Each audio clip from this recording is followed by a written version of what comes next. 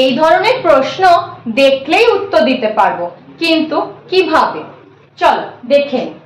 দেখো এখানে বলা হয়েছে x = 10 + 3√11 এবং আমাদের খুঁজে বের করতে হবে x + 1/x এর মান।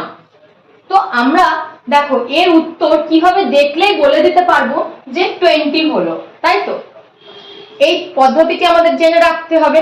দেখো প্রথমে কি দেখে নেব, আমরা দেখব যে এইখানে x এর প্রথম সংখ্যা যেটি আছে 10 এবং এর দ্বিতীয় সংখ্যা যেটি আছে 3√11, এই সংখ্যা দুটির বর্গের অন্তর মানে বর্গের বিয়োগফল 1 হচ্ছে কিনা।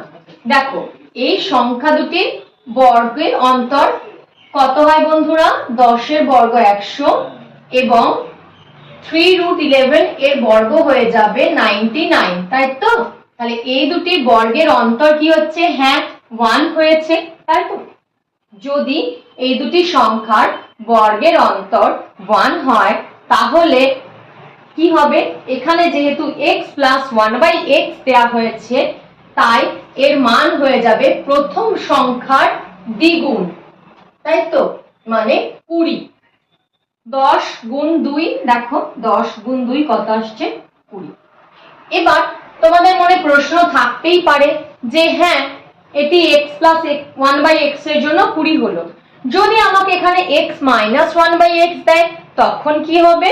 দেখো যদি তোমাকে এখানে বলা হয়ে থাকে যে x - 1/x এর মান কি হবে বের করো, তখন কি করবে তোমরা?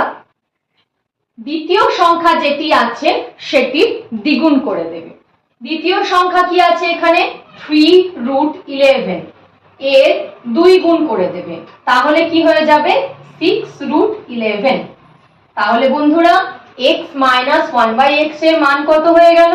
6√11, তাই তো? আশা করি তোমরা সবাই বুঝতে পেরেছো। ধন্যবাদ।